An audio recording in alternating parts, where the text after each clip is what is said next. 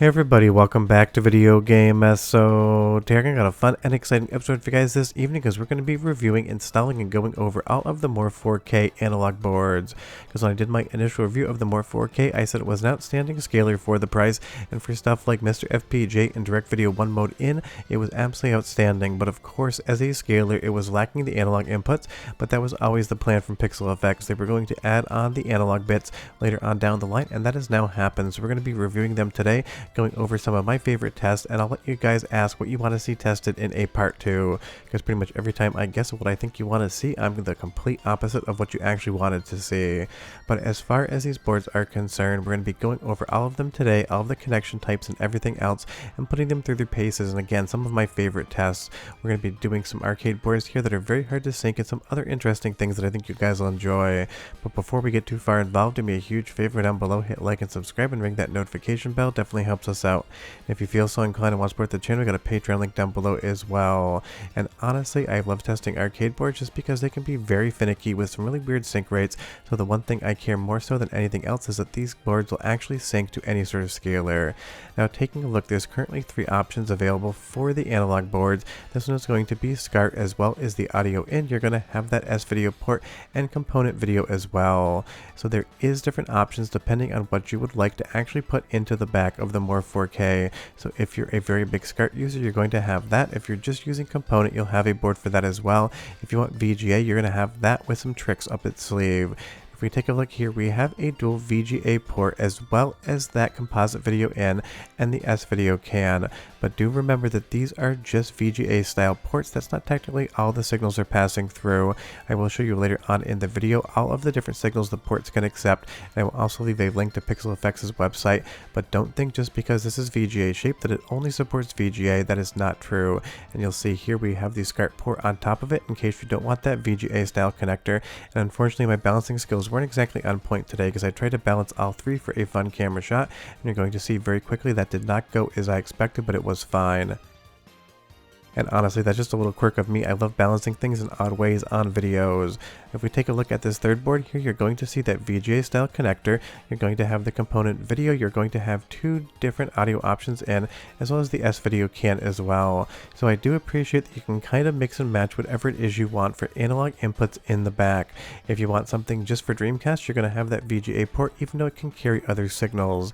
And this is all done via the analog bridge as well, which I will install on camera today, because this is basically what all of that signaling is going to communicate through into the Morph 4K. This is a board that you're going to pop in the inside of the case, and I'll show you all the installation of that as well. But it's well designed, it's keyed, you can't get it in the wrong way. It's pretty much just plug and play after you update the firmware, and we'll go over that as well. But now that these are here, my primary concern is how many different weird things can I get them to sync to. And you'll see here these are keyed as well, so you connect that whatever connector board you want in, and you're off to the races as far as those inputs are concerned. And again, there is going to be a part 2, so what I want you to do now is go down below and request specific tests you want to see. You want to see PlayStation 2 via component? Do you want to see more arcade boards? Do you want to see composite? I want to test what you want to see, so you leave me that comment down below. And I'm not going to take any screws off on camera, but you take those 6 screws out there, and then the top of the case is going to very easily pop open so we can install these boards. Do not think this is difficult. If you can put together Legos, you can put the analog bridge and whatever analog port you want into the Morph 4K. It will not be difficult whatsoever. Because you'll see here, this was always the plan it seems, because this case has the recess for all of those analog boards.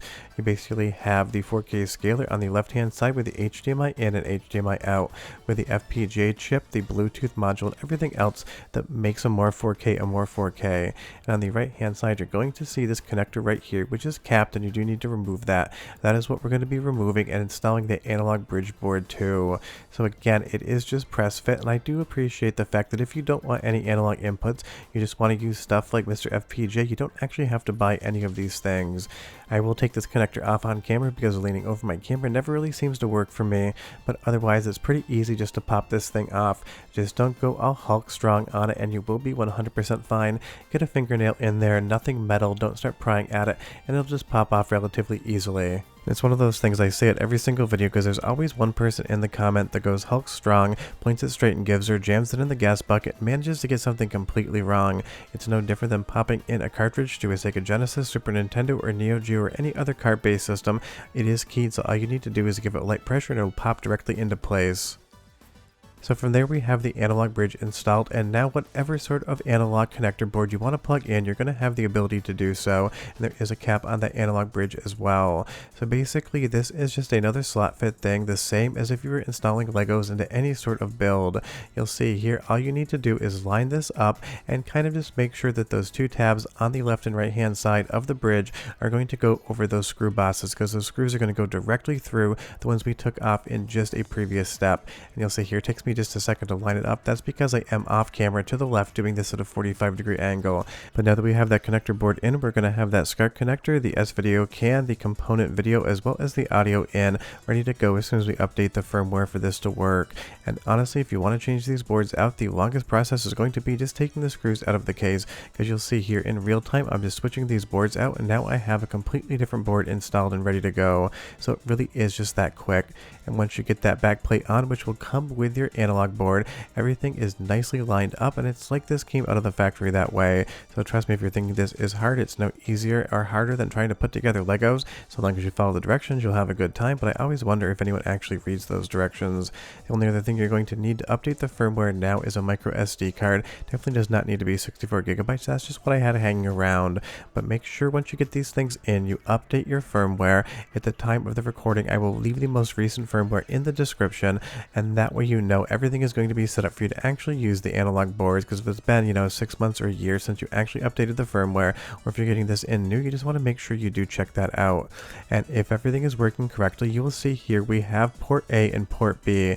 So if we select one of those, you're going to see all of the different inputs it'll accept: composite video over green, composite video over H-Sync, S-Video component, RGB with TTL sync levels, RGBS with 75 ohm sync levels, and everything else. And I really appreciate that this thing will take in TTL over horizontal and vertical sync. That is a big thing for me in arcades.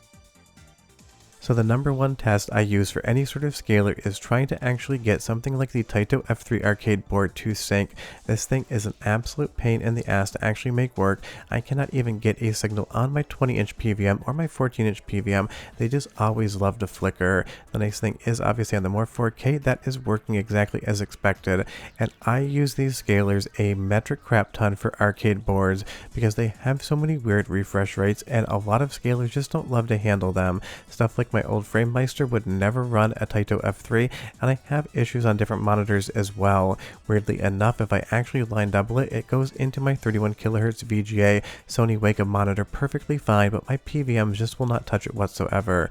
So this is always the first test I use for a scaler, and the great thing is the Morph 4K over SCART was 100% syncing to it, no issues whatsoever. I did lift the colors a little bit because I like a little bit more brightness in something like Bubble Symphony, but otherwise, once I got the image where I wanted it to be, I had no complaints about it whatsoever. Everything just looked good, and I was playing something like Taito F3 and capturing it in 4K, and that was great. And as far as the sound quality over SCART is concerned, here's your first soundtrack sample, 45 seconds to listen, and I'll be right back with a bunch more tests.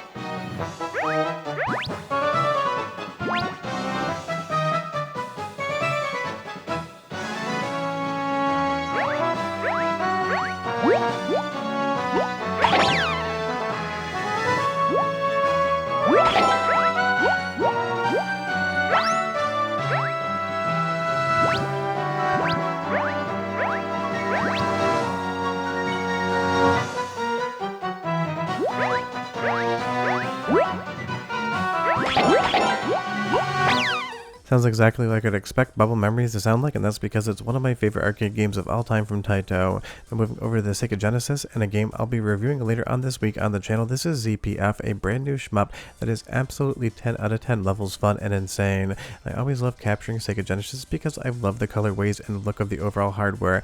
And again, just like I had with Bubble Memories and the Taito F3 arcade board, absolutely zero issues here whatsoever. Now I'm not going to be going over different filters, different aperture grills and scan lines in this video because I know you guys all want to see in particular things. So again, leave me a comment down below and tell me what systems you want to see tested over what inputs, and what sort of filters or lack thereof you want to see, because I am curious. For me, I don't usually use filters all that often whatsoever, and I definitely don't use them for upload to YouTube because I feel like the compression definitely steps on them a ton. But this is your chance. Go down below, vote, and tell me what you want to see, and I will definitely make that happen. We're going to go into soundtrack sample 2 on ZPF because it has an insane soundtrack and it sounds great coming over the morph, so go ahead and listen, and I'll be back with even more tests.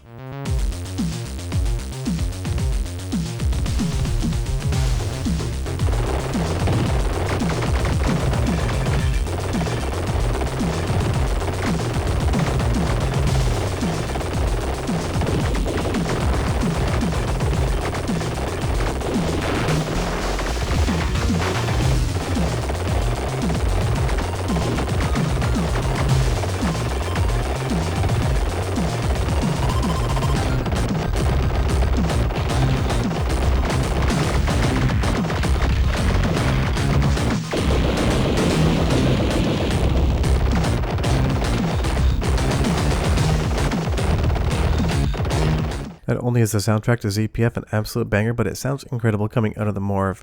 Now let's move over to my favorite other test as far as arcade games are concerned. This is Invasion the Abductors, and it runs on the Midway Zeus arcade board, more famously known for having Mortal Kombat 4. And this thing also is a metric paint, and they asked to actually get to sync and to try to keep it from flickering because it actually adjusts its sync rate, it seems, as you're playing the game. I'm going to show you some comparison footage here as well to talk about the differences between the scalers on the market. But before I do that, I want to make something clear before everyone jumps down in the comment section and starts asking questions. Though the comment section does love engagement, so please feed it blood. It's very happy that way. I think both of the 4K scalers right now on the market are outstanding products, and you would be happy with either of them. So much so that I obviously have both of them in my collection, and I use them interchangeably. Now with more 4K and analog, we'll probably be capturing some arcade boards off of that. Now in this one example, Invasion the Abductors, I found the colors more pleasing and more accurate to what I would expect out of Invasion than I did when I was testing it on the Tink 4K. Now I know I can adjust the colors, I'm baselining everything, and it probably is just something that I have to adjust 1 or 2 points. But because these are both scaling the exact same hardware, I just figured it would be easy to talk about the one observable difference I see between the two of them.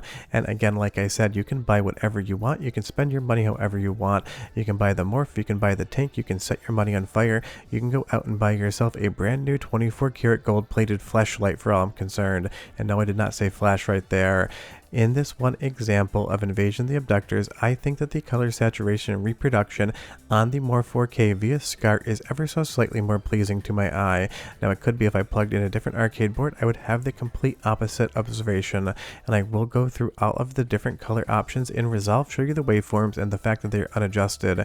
And before you ask, I have a master's degree in film and television with an emphasis on cinematography, and I do a metric crap ton of recolor work for myself as well as in the background.